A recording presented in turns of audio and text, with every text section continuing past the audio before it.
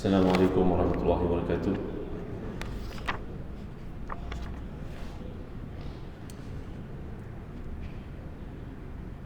إن الحمد لله نحمده ونستعينه ونستهديه ونستغفره ونتوب إليه ونتوكل عليه ونعوذ بالله من شرور أنفسنا وسيئات أعمالنا.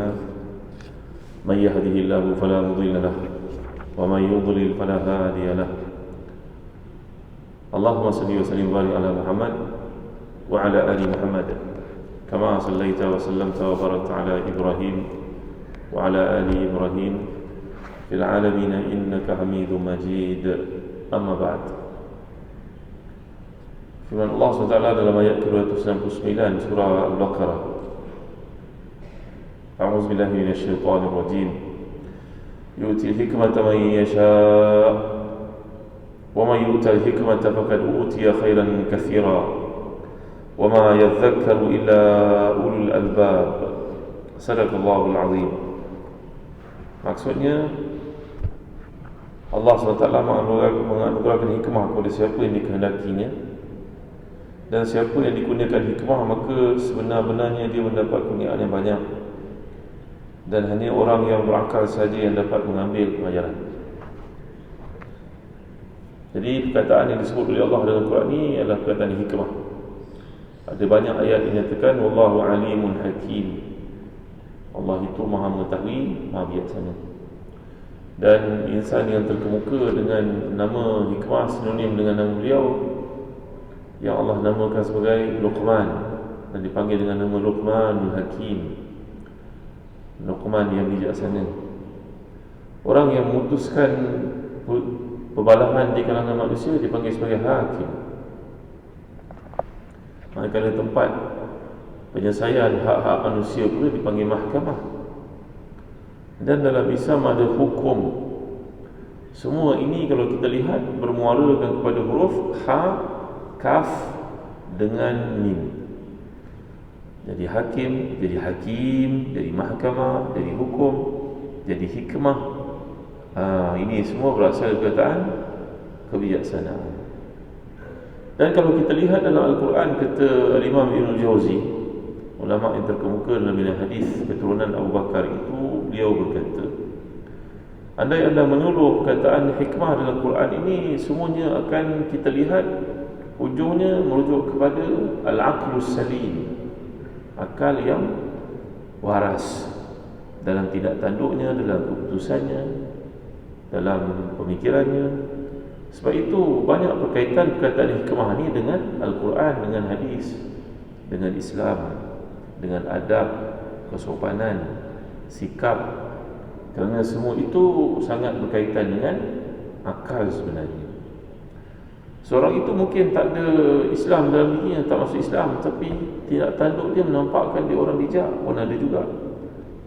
Dan ada juga di kalangan umat Islam semilangannya yang Allah beri kepadanya Islam, Quran ada, hadis ada, tapi dia tidak menggunakan akalnya. Maka jauhlah dia daripada sifat hikmah itu. Ya. Jadi pagi ni saya nak mengajak tuan-tuan satu kisah yang dikemukakan oleh Imam Az-Zahabi bagi menunjukkan sikap orang yang bijaksana. Satu ketika di kota Kairawan ini kat utara Afrika. Kota ni berlaku perselisihan faham di kalangan orang-orang Islam, dan negara utara Afrika tu kita tahu antara yang paling kuat berpegang kepada Islam. Maghribinya, Tunisianya, Algerianya, Libyanya. Ini negara yang cukup ramai umat Islam sebenarnya, dan ramai ulama di kalangan mereka. Cuma tidaklah terkenal seperti yang terdapat di sebelah timur. Ini dipanggil Maghrib Al-Arabi, Maghrib Al-Islam. Di tempat di barat ini ulama-ulamanya cukup ramai, tapi tak terkenal macam ulama-ulama di timur. Seperti Al-Ghazali itu ada ramai di belah-belah barat, tapi kita tak biasa menyebut namanya. Ulama tafsirnya begitu ramai, tapi tak terkenal seperti mana terkenal ulama-ulama di timurnya. Bahkan kadang-kadang ulama di India lebih terkenal daripada ulama di Morocco. Maka di utara Afrika ni, di kota Kairawan, dalam abad ke-4 Hijrah, orang Islam kat sini berkelahi dalam satu masalah yang pelik, iaitu mereka bertanya adakah orang kafir itu kenal Allah dan bergaduh dalam masalah tersebut.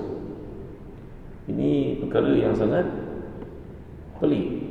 Orang kafir kenal Allah tak? Maka orang Islam pun bergaduh dalam isu tersebut. Yang mengatakan mereka kenal Allah, yang mengatakan mereka tak kenal Allah. Jadi perbalahan besar di kota Kairawan dalam abad keempat Hijrah, tahun lebih kurang tahun 300 lebih lah.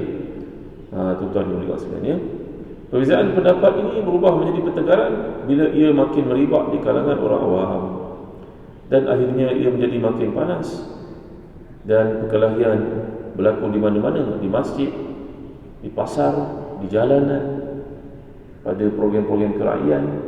Maka semua orang bergaduh isu tersebut. Lalu akhirnya mereka telah pun berbincang dan nak membawa isu itu pada seorang ulama yang terkemuka mazhab Maliki. Memang di kawasan itu mazhab Maliki sangat kuat.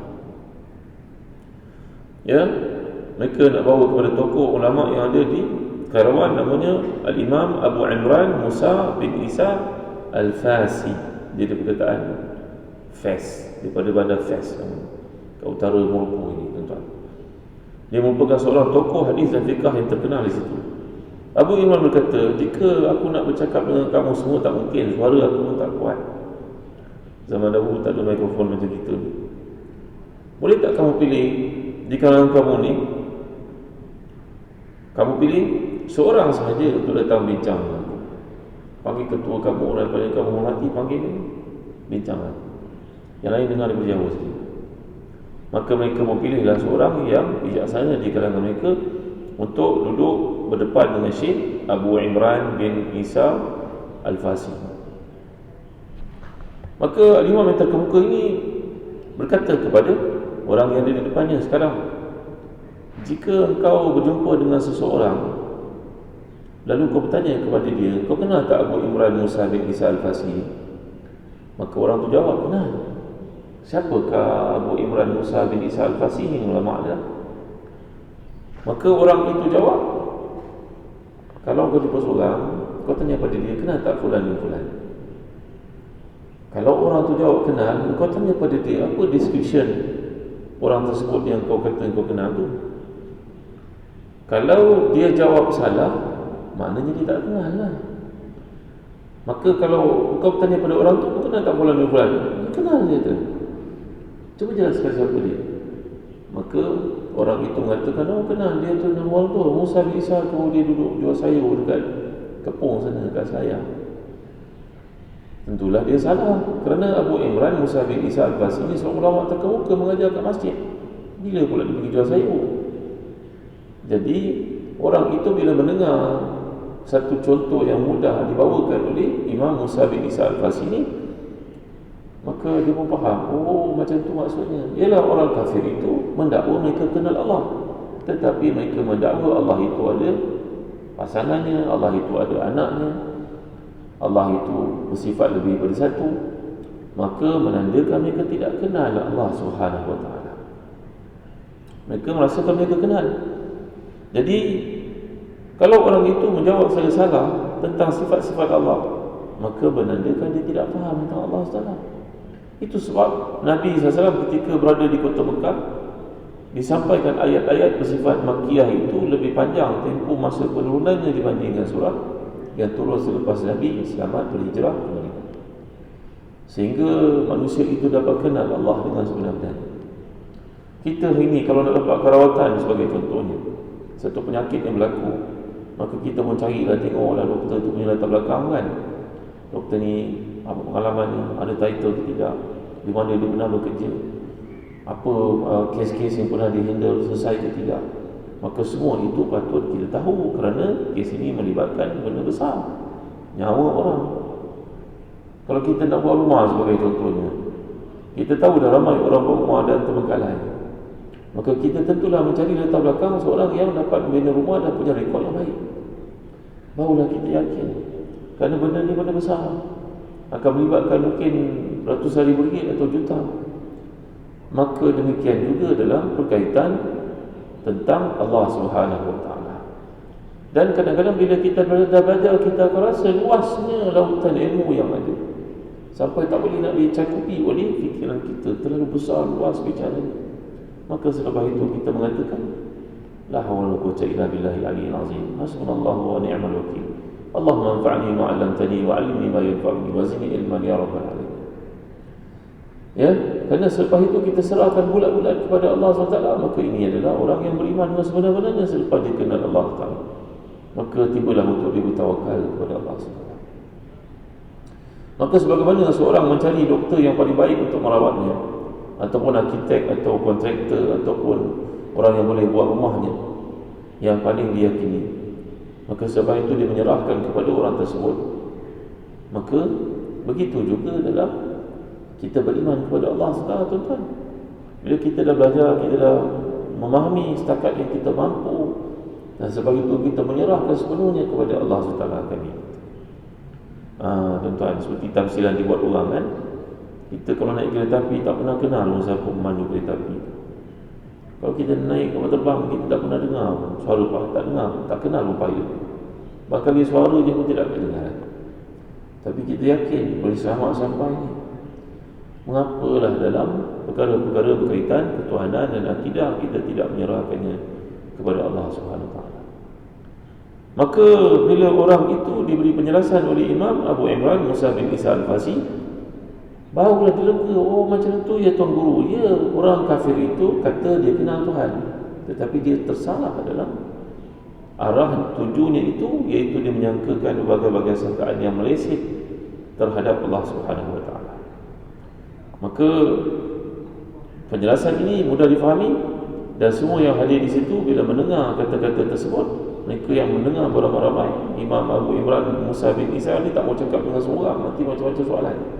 Sekarang aku cakap dengan seorang, yang lain semua dengar kan, dengar, sampaikan kepada dia. Maka inilah dia satu bab daripada yang kita panggil sebagai hikmah. Maknanya kebiasaan menyelesaikan perkara yang berlaku dalam sesuatu persoalan yang ditimbulkan. Tuan-tuan dimuliakan Allah sekalian, ya. Kadang-kadang hikmah ni bukan sebab belajar tinggi, bukan sebab banyaknya kursus yang kita hadir, bukannya banyak sijil yang kita dapat, tapi ia berlandaskan kepada universiti kehidupan sebenarnya. Dan ia sangat dipandu oleh takwa kepada Allah SWT. Nampak tuan-tuan, ya? Dan orang Islam punya kelebihan di sini kerana mereka punya satu kompas dalam hidup. Kadang-kadang orang bukan Islam pun diilhamkan oleh Allah sesuatu perkara. Macam kita belajar dari Surah Yusuf, Raja Mesir yang kafir itu bermimpi melihat lembu gemuk dimakan oleh lembu kurus, 7 tangkai yang kering dengan 7 tangkai yang basah. Maka kadang-kadang Allah mencampakkan ilham dalam hati orang kafir itu juga. Mimpi-mimpi yang baik ini hadir sebagai hadiah daripada Allah, bukan saja kepada orang beriman, malahan kepada si kafir pun diberi juga. Ya, itu buktinya. Cuma orang Islam mempunyai lebih daripada itu. Dia suruh taksirannya seperti dinyatakan dalam hadis, orang Islam punya peluang untuk mendapat 1/46 daripada kenabian. Juz'un min sittatin wa arba'ina juz'an minan nubuwah. Maka si mukmin ada kelebihan itu. Si kafir juga Allah berikan di atas ihsannya dan juga punya sebab untuk dapat hidayah kepada mereka. Baik. Jadi Abu Imran Al-Fasi dalam kisah ini menjelaskan satu tamsilan yang sangat mudah faham. Tak perlu datangkan ayat Quran, tak perlu datangkan hadis, bawa analogi, metafora untuk orang faham. Maka permasalahan yang gagal dihuraikan oleh ramai orang pada masa itu diselesaikan dengan cara yang senang faham. Inilah namanya hikmah. Ini namanya kecerdasan yang satu bentuk lebih tinggi daripada intelektual sebenarnya. Tuan-tuan dimuliakan Allah sekalian. Ya, seorang berkata satu tempat tu mengalami vibration yang sangat kuat. Mungkin ekonnya dengan bangunannya, dia strukturnya mungkin tak begitu kukuh ke macam mana, bergegar bangunan semacam saja. Maka mereka panggillah ahli-ahli akademik di tempat tersebut untuk mengeluarkan kajian pasal apa vibrate kuat sangat. Sistem ni macam mana nak atasi. Maka mereka pun membuat perbincangan dan keluarlah satu tesis setebal 300 muka surat untuk menyelesaikan masalah itu. Dan nak baca ini pun satu benda besar. Siapa nak baca, siapa nak faham, macam mana laksana. Akhirnya dipanggillah seorang civil engineer yang berkecimpung dalam bidang pembinaan bangunan dan tahulah benda-benda mekatronika, apa benda seperti ini. Dia buat dalam muka surat 5 line saja macam mana selesaikan vibration, dan terbukti boleh diselesaikan. Ya, kerana ia memerlukan pengalaman, pergaulan, dan lebih penting lagi keikhlasan, sehingga Allah Ta'ala mencurahkan dalam hatinya benda yang Allah tidak berikan kepada orang-orang lain. Mungkin di pihak yang lain terfikir nak tunjuk hebat, akulah bidangnya, akulah jago, akulah, akhirnya tak selesai masalah. Seperti yang berlaku kepada seorang perempuan bertanya kepada alim ulama isu ayamnya jatuh dalam perigi. Tentu tahu kisahnya, ayam jatuh dalam perigi. Maka mereka bertanya kepada 4 orang alim, Sufyan As-Sawri, Sufyan Al-Aina, Muhammad bin Ulayyah, seorang lagi siapa saya lupa. Maka perempuan ni bertanya, pergi kami ayam jatuh dalamnya, macam mana ya? Apa hukumnya air itu? Maka mereka jawab, kenapa dah tak tutup perigi tu? Yang seorang pula berkata, ni tadi ayam tutup dalam reban, jangan bagi lepas. Yang seorang kata, kena ada orang jagalah dekat perigi tu. Tuan-tuan guru, kami bukan bertanya masalah yang belum berlaku, masalah ini dah berlaku. Macam mana nak selesaikan? Itu poinnya. Mereka berbalah tentang macam mana boleh berlaku keadaan tersebut. Akhirnya lalulah Abu Thawr. Abu Thawr ni seorang yang hakim, yang bijaksana, yang faqih, menunjukkan kepada kita intelektual tu lain daripada wisdom rupanya. Maka tuan-tuan, datanglah Abu Thawr, lalu mereka panggil Abu Thawr ni siap ni, dia soalan perempuan ni. Apa soalannya? Soalannya ayam jatuh dalam perigi, apakah hukum air itu? Jawapan Abu Thawr, kalau air itu kurang daripada 2 qollah, orang Melayu panggil qollah, maka najis dia. Tapi kalau perigi itu mempunyai lebih daripada 2 qollah, qollatain panggil, qollatun, orang panggil qollatun, orang Melayu pindah jadi qollah.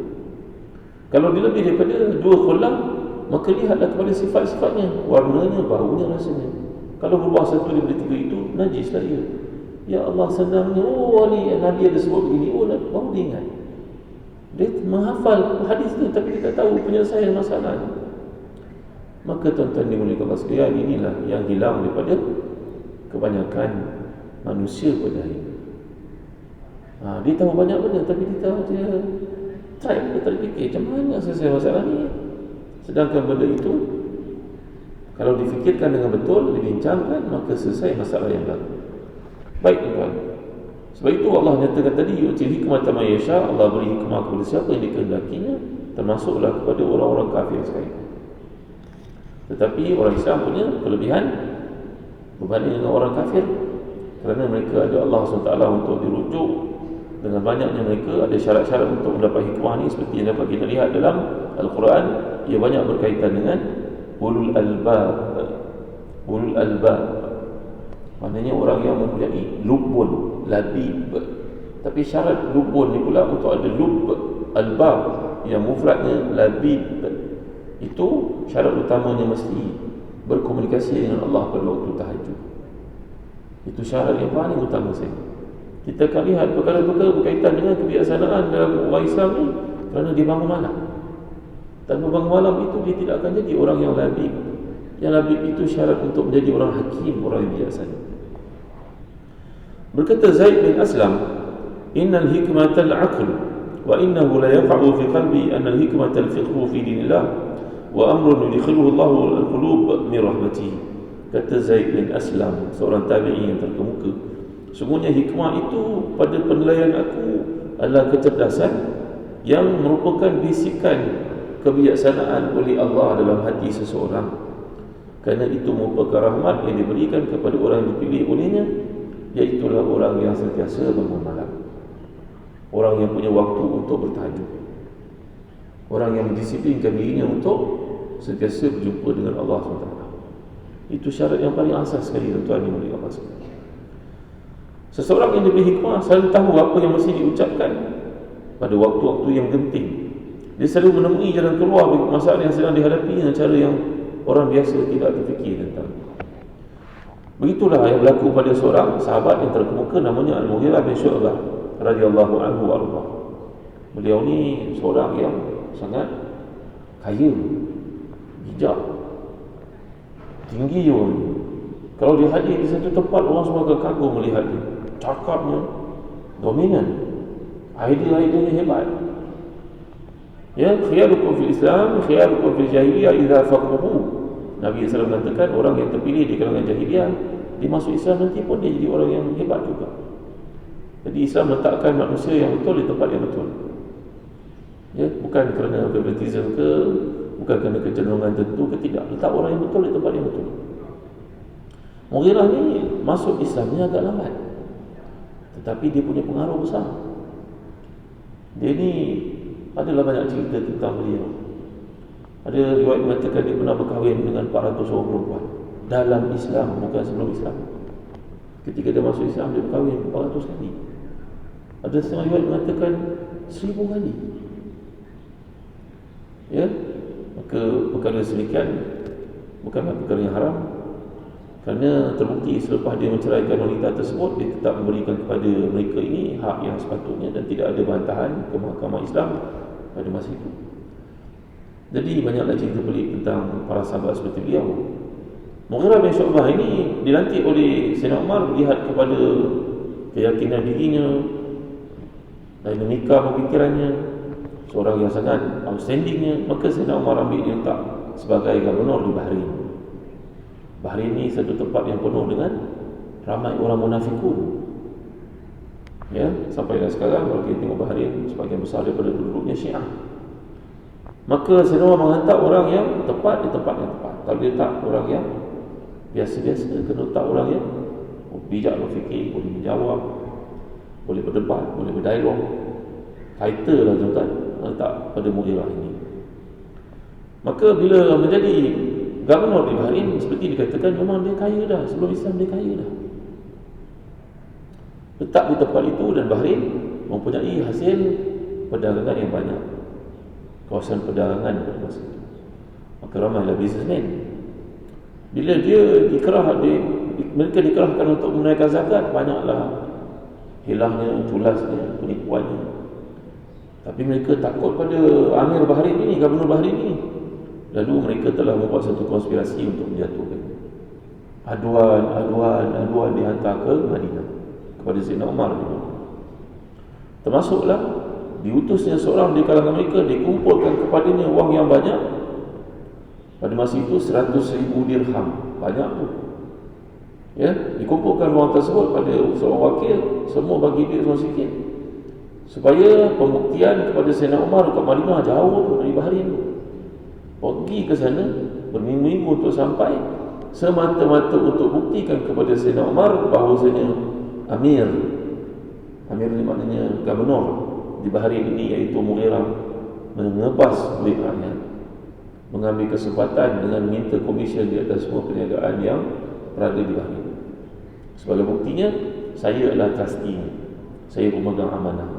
Ini duit bukti 100,000 dirham. Maka Sayyidina Umar ni smart. Sayyidina Umar pun mengutus surat kepada Amir Bahrain, iaitu Mughirah, orang suruhannya, pemimpin yang dilantik olehnya, pulang segera ke Madinah, ada benda penting, dan menyuruh orang tadi kekal duduk kat Madinah dan tidak menemukan mereka berdua. Sayyidina Umar bila sampai saja Mughirah ke Madinah, Sayyidina Umar pun meraihkan dia. Ini sahabat Nabi sayang kepadanya, Mughirah ni. Ya, banyaklah ceritanya dengan Nabi SAW. Satu hari, satu malam, dia kelaparan sangat, ada makanan tu cukup untuk orang bertiga saja. Nabi, dia dengan seorang lagi teman. Maka dia makannya ketiga-tiga sekali tuan-tuan. Mughirah bin Syu'bah ni, macam susu ke, macam something, macam nut, yogurt ke, macam tu lah. Dia makan, dia lapar sangat. Dia mengatakan, tentulah nanti Allah akan gantikan untuk Nabi SAW. Banyak cerita dengan Nabi, dan Nabi memang muji dia, kebijaksanaan dia. Ada 4 orang dalam Islam yang sangat bijak untuk berunding. Seorang daripadanya beliau, 4 orang. Sampai jadi satu kata-kata yang digazetkan oleh para ulama. Dan 4 orang ni perunding-perunding, juru perunding yang hebat. Macam orang Yahudi ada perunding dia kan, yang termaktub dalam sejarah kononnya paling hebat lah. Tapi padahal menipu orang. Tapi pemimpin-pemimpin umat Islam yang 4 orang ni, orang yang paling jujur dan hebat, Mughirah seorang daripadanya. Mughirah bin Syu'bah, Ziyad bin Abihi, Muawiyah bin Abi Sufyan dengan seorang lagi bernama Amr bin Al-As. Ini 4 orang perunding yang paling hebat. Amr bin Al-As itu sebelum Islam lagi dah jadi perunding. Selepas Islam, Nabi recognize dia punya kemampuan itu. Maka Mughirah pun dipanggil ke Madinah. Mughirah bin Syu'bah ini, Sayyidina Umar tanya kepadanya, kau macam mana kat Bahrain? Okey. Ramai munafikun, Sayyidina Umar dia jawab begitu. Ramai banyak masalah, tapi alhamdulillah saya selesai. Betul ke semua perniagaan kat sana engkau minta komisen? Sayyidina Umar tanya direct kepada dia. Dia kata, apa buktinya wahai Amirul Mukminin? Maka Sayyidina Umar kata, ni aku ada bukti. Apa buktinya? Ni ada seorang datang dari Bahrain, dia bawa wang 100,000 dinar, engkau simpan duit dekat dia. Orang menjawab, oh ya ke? Tak, sebenarnya saya simpan kat dia ada 200,000. Orang tu, Sayyidina Umar kata simpan 100,000. Dia kata pada Sayyidina Umar, ya ke? Tak, saya tak simpan 100,000, saya simpan 200,000 paling.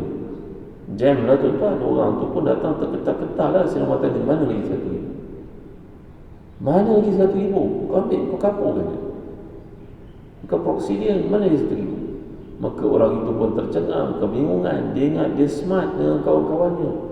Rupa-rupanya Mughirah ini lebih smart daripada dia. Sekarang Sayyidina Umar bertanya betul-betul kepada Mughirah, macam mana boleh lakukan demikian? Kata Sayyidina Umar, 1 sen pun saya tidak ambil.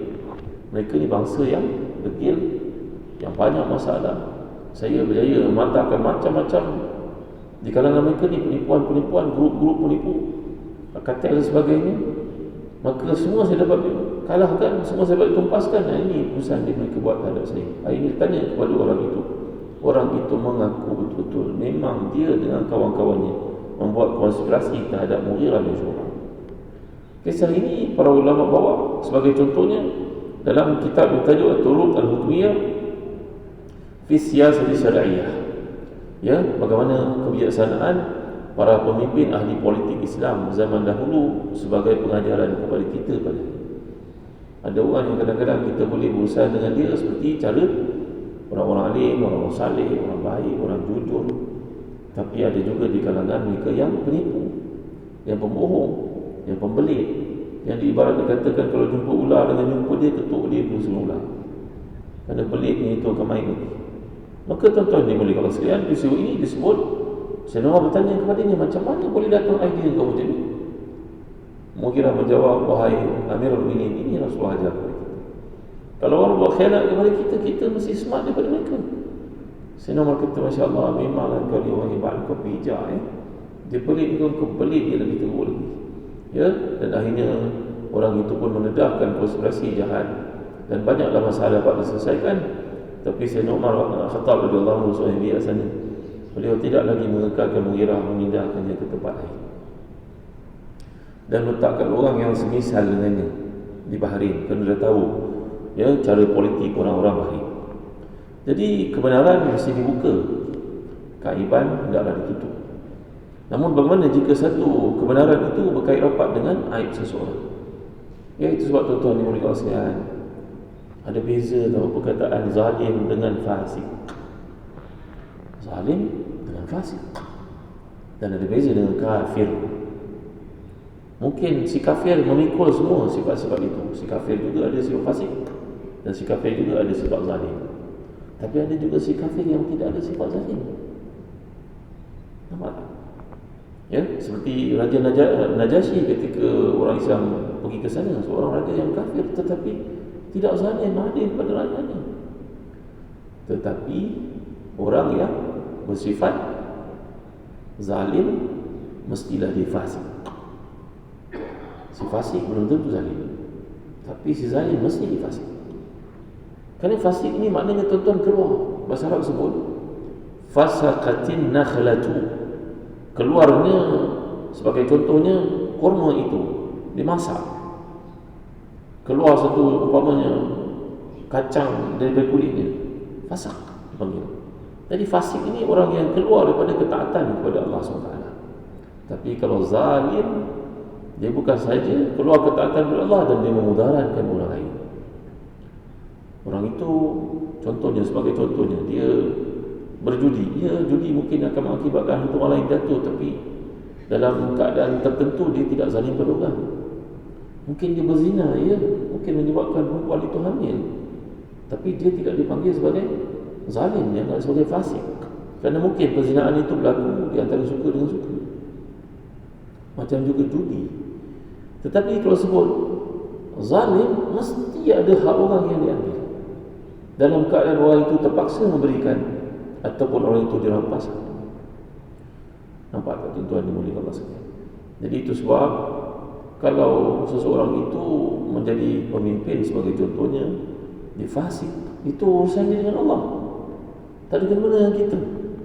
Tetapi kalau dia jadi pemimpin tapi zalim, itu yang masalah, akan menyusahkan ramai. Maka bila muncul kepada perkara ini, kata Imam Ibn Qayyim ketika mula sifat yang ada pada Mughirah ini, beliau berkata, lihat bagaimana hebatnya beliau. Kebenaran mesti dibuka, aib mesti ditutup. Namun bagaimana jika satu kebenaran berkait rapat dengan aib seseorang? Pada saat itu hikmah sangat diperlukan untuk mengatasi masalah yang berlaku. Jadi pada satu hari Sayyidina Umar Khattab radhiyallahu anhu memimpin salat subuh berjemaah di masjid. Tiba-tiba beliau dan ramai orang di saf pertama terhidu bau yang sangat busuk. Maknanya seorang daripada jemaah itu terkentut dia makan satu benda yang kadang-kadang baunya sangat busuk. Iaitu sebab kita kalau makan benda-benda tertentu, isap rokok sebagai contohnya, bersihkan lagi betul-betul supaya tidak menyakiti bukan saja orang yang sembahyang bersama kita, bahkan malaikat yang hadir bersama-sama. Innal malaikata la yata'adzawna kama yata'azza ibnu Adam, kata Nabi SAW. Malaikat itu merasa tidak senang dengan apa yang manusia pun rasa tidak senang. Di kalangan para sahabat dahulu ada yang makan bawang dan sebagainya. Nabi tidak benarkan pergi ke masjid kerana itu mengganggu kesopanan dan juga ketertiban orang sedang salat dengan bau yang busuk. Demikian juga orang yang merokok pada hari ini. Jadi selepas menyelesaikan salat, memberi salam, Sayyidina Umar pun berkata, siapa yang buang angin tadi? Bagi ambil wuduk, sembahyang balik semula. Sayyidina Umar menenting dengan suaranya yang kuat. Ya, namun tiada siapa pun yang melaksanakan perintah itu. Umar radhiyallahu anhu mengulanginya berkali-kali, tapi tetap tiada siapa yang bangun. Tentulah dalam suasana itu tak ada siapa pun nak bangun, memalukan dirinya sendiri buat apa? Maka tiba-tiba Jarir bin Abdullah Al-Bajali radhiyallahu anhu yang ada pada masa itu berbisik kepada Sayyidina Umar berkata, Amirul Mukminin, wahai pemimpin orang Islam, jangan perintahkan orang itu saja. Marilah kita semua salat bersama-sama. Kita ambil wuduk, kita salat bersama-sama, meraihkannya. Kan Rasulullah ada beritahu kepada kita, kalau kita nampak orang baru nak sembahyang, kita dah habis sembahyang, kita kesian kat dia, dia nak berjemaah tapi dia tak lambat, tak betul-betul saya sembahyang lagi sekali. Hukumnya sunat. Sembahyang kita bersama dengannya itu dikira sedekah untuknya. Dua kali dapat pahala sembahyang sunat, dapat pahala sedekah. Sedekah itu pula berlipat ganda dengan keikhlasan dan sebagainya. Maka jari seorang yang bijak. Dia kata, Sayyidina Umar zaman tegur begitu, tak ada seorang pun nak buat. Mari semua kita ambil sembahyang, kita sembahyang ambil sembahyang. Bagi kita sunat, bagi dia wajib. Kita tak perlu kenal lah siapa dia itu kan. Dan ini menjadi sedekah untuknya. Lepas sembahyang, Sayyidina Umar panggil Jarir, kata kepadanya, Masya Allah, engkau ni bukan saja wajah engkau handsome. Ini Jarir, Nabi pernah bersabda, siapa nak melihat Nabi Yusuf, lihatlah ini orang. Jarir bin Abdullah Al-Bajali radhiyallahu anhu masuk Islam cuma 3 tahun saja, lepas tu Nabi wafat sallallahu alaihi wasallam. Tetapi dia punya kemampuannya, cara berfikirnya, hikmahnya luar biasa sekali. Memanglah dia ni jadi pemimpin di kalangan rakyat dia. Dia masuk Islam, dia pulang kepada kaumnya, habis satu kabilah semua masuk Islam. Kerana keberkesanan akhlaknya sebelum Islam lagi sampai selepas Islam. Nabi pernah berkata, wahai Jarir, tak pernah pun ada orang cerita kepada aku tentang seseorang, kehebatannya, keanggunannya, kemuliaannya, melainkan bila aku jumpa, aku lihat kurang daripada yang diceritakan orang. Mesti ada kelebihan, ada kekurangan, taklah hebat macam diceritakan. Melainkan engkau, wahai Jarir, kata Nabi kepada ini. Tak pernah ada orang describe tentang manusia yang hebat. Lalu aku berjumpa dengannya, aku dapati lebih hebat daripada yang orang ceritakan. Engkaulah orang ni. Allahu Akbar. Maka dia bertanya kepada Nabi, wahai Rasulullah, kalau begitu Allah beri pada saya sifat ni, bukanlah saya punya, kan Allah yang bagi. Pinjam pada saya. Rasulullah tawadhu, dia punya. Wahai Rasulullah, apa benda yang Allah suka pada saya tu? Maka jawapan Nabi kepada Jarir ada dua benda. Yang pertama, al-anatu wal-hilmu. Ana ni maknanya tidak tergesa-gesa. Maknanya buat keputusan dalam keadaan matang berfikir. Yang kedua, al-hilmu, iaitu lemah lembut, kesopanan. Ya, tuan-tuan dimuliakan sekalian. Kesopanan juga faktor penting untuk memberi kepada orang itu wisdom. Jangan tergesa-gesa, jangan sombong, jangan takabur, jangan over. Ya, seorang daripada isteri Nabi yang terkemuka namanya Safiyah. Safiyah ni adalah seorang keturunan Yahudi. Banyaklah kisahnya dengan isteri-isteri Nabi yang lain. Safiyah ni seorang yang cantik, cuma dia rendah nak dibandingkan dengan wanita-wanita yang lain. Maka tuan-tuan, Aisyah pernah berkata kepada Rasulullah, Safiyah tu cantik, cuma dia pendek, rendah lah maksudnya. Aisyah ni kan cantik. Maka dia tegur, dia kata Safiyah begitu, dia menghina yang lain. Maka Nabi kata, wahai Aisyah, kau berkata dengan satu perkataan tu kalau masuk dalam lautan, seluruh lautan akan jadi kotor. Aisyah, jangan kata macam tu berubah. Ya, maka Safiyah ni tuan-tuan punya mulianya adab beliau ketika Nabi dah wafat, dia masih lagi punya keluarga di kalangan orang-orang Yahudi. Maka kadang-kadang dia pergi ziarah mereka pada hari Sabtu, kerana hari Sabtu itu hari kebesaran orang Yahudi. Tuan-tuan, maka berita itu sampai kepada mungkin Sayyidina Umar atau Sayyidina Ali ketika mereka jadi khalifah. Maka Sayyidina Umar pun berjumpa dengan beliau, kata, wahai Ummul Mukminin, isi Nabi pangkat tu tinggi tu, Ummul Mukminin, wahai ibu orang beriman, saya nak tanya satu soalan, betul ke ibu masih lagi pergi meraihkan hari Sabtu? Dia benarnya dia pergi ziarah keluarga pada hari Sabtu. Ya, tuan-tuan, tak ada salahnya lah, kerana hari lain mungkin sibuk. Dan orang itu mengatakan kepada saya bahawa ibu masih lagi memuliakan hari Sabtu, sedangkan kita orang Islam memuliakan hari Jumaat. Maka Safiyah jawab, Masya Allah, bukankah Rasulullah juga pergi ke Quba setiap hari Sabtu? Tengok jawapan. Rasulullah pergi ke Quba tiap-tiap hari Sabtu. Ibn Umar mengatakan, kalau aku tidak menemui kenderaan, aku akan berjalan kaki pergi ke Quba pada setiap hari Sabtu. Kalau ada kenderaan aku lain, tak ada, aku tetap pergi walaupun berjalan kaki. Ada hari-hari yang dipilih tanpa menyatakan kelebihannya. Dan Nabi puasa pada hari Isnin sallallahu alaihi wasallam. Maka tuan-tuan yang berlaku sekarang, Safiyah tidak berdendam sedikit pun kepada orang yang mengadu benda itu dengan tujuan untuk mengadu domba. Ini nama dia mengadu domba ni. Saja nak menimbulkan kebencian orang yang menuduh orang Yahudi, walaupun maksud Islam masih Yahudi munafik. Lalu Safiyah bertanya kepada Amirul Mukminin sama ada Ali ataupun Umar ini, siapa yang mengadu kepada Tuan tentang isu tersebut? Maka orang itu, Sayyidina Ali atau Sayyidina Umar menjawab, yang mengadunya adalah jariyah ni, hamba sahaya milik ni, macam pekerjanya. Kita jangan menyangkakan pekerja kita itu semuanya sayang dengan kita, tuan-tuan. Ada juga yang kadang-kadang bermuka-muka.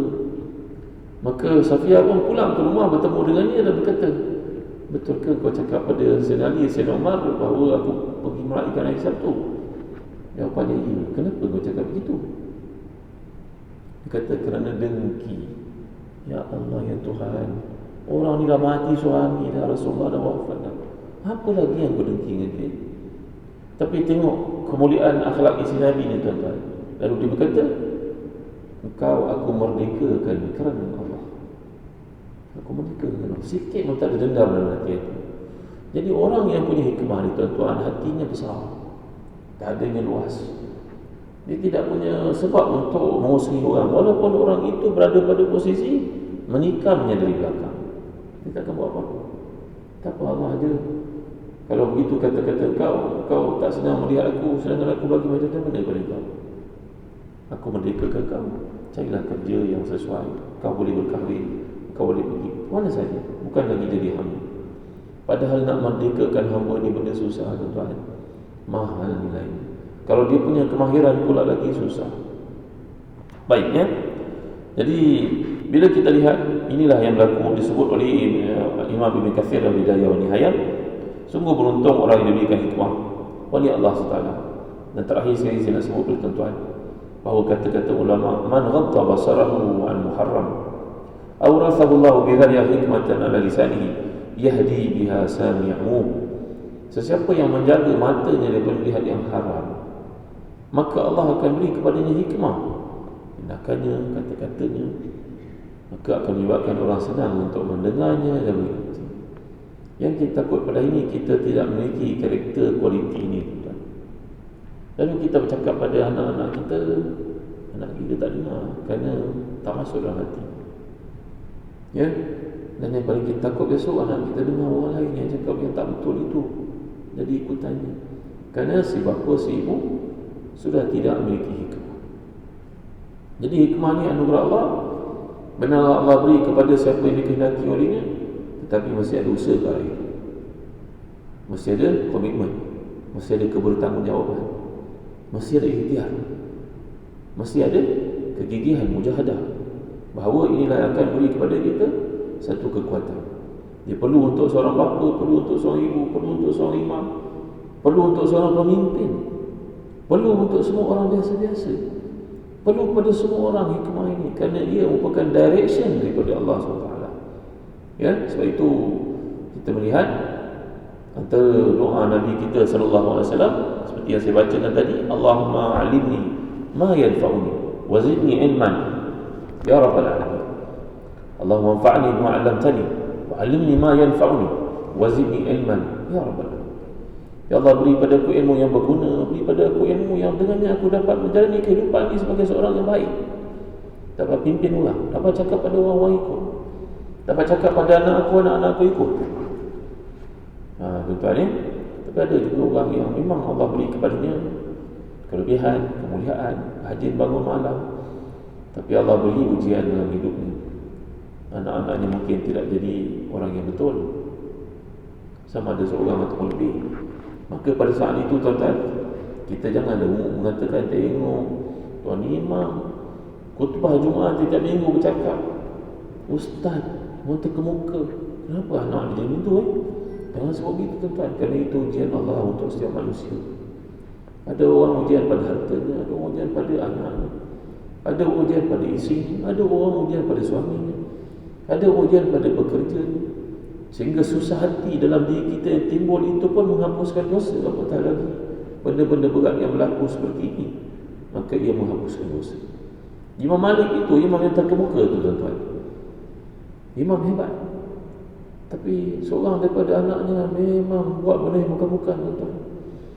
Zaman dahulu dia ada lumba anjing, tak pergi sembahyang. Ya, sampai Imam Malik berkata dalam kata-katanya hebat, anakku aku tak tahulah apa lagi nak buat untuk kau. Segala benda aku dah buat yang terbaik. Imam Malik, imam mulia tuan-tuan, imam dari hijrah, imam perguru kepada Imam Syafi'i, namanya termaktub di mana-mana mazhab Maliki. Tapi apa nak buat, ujian kepada mereka berlaku. Lagi besar iman, lagi besar ujian. Jadi mudah-mudahan Allah beri kepada kita hikmah ni. Tadi dapat kita lihat sebenarnya hikmah ni adalah nama Allah, Hakim, Alim, Wallahu Azizul Hakim. Allah itu Maha Perkasa, Maha Bijaksana, sifat Allah sebenarnya. Maka andai diberi pinjam kepada kita, boleh diambil balik semula pada bila masa dia kehendaki. Ya, maka dengan sebab itu kita minta kepada Allah supaya sifat itu beriltizam dengan kita sebagaimana beriltizamnya anggota badan yang tidak terpisah melainkan bila kita meninggal dunia. Wallahu a'lam, sallallahu alaihi wasallam Muhammad wa ala alihi wasallam. Walhamdulillahirabbil alamin. Barakallahu fikum. Alhamdulillahirabbil alamin wassalatu wassalamu ala asyrafil anbiya'i wal mursalin sayyidina Muhammadin wa ala alihi washabbihi ajma'in. Allahumma ighfir lana dhunubana wa liwalidina warhamhum kama rabbana shighara wa lijami'i ashabil huquq alaina minal muslimina wa muslimatil mu'minina wal mu'minat rahmatika ya arhamar rahimin. ونهب لنا من أزواجنا وذريتنا قرة أعين واجعلنا للمتقين إماما. اللهم انفعنا بما علمتنا وعلمنا ما ينفعنا وزدنا علما يقربنا إليك يا رحمن. ربنا آتنا في الدنيا حسنة وفي الآخرة حسنة وقنا عذاب النار. وصلى الله على سيدنا محمد وعلى آله وصحبه وسلم. Walhamdulillahirabbil alamin. Qul Allahu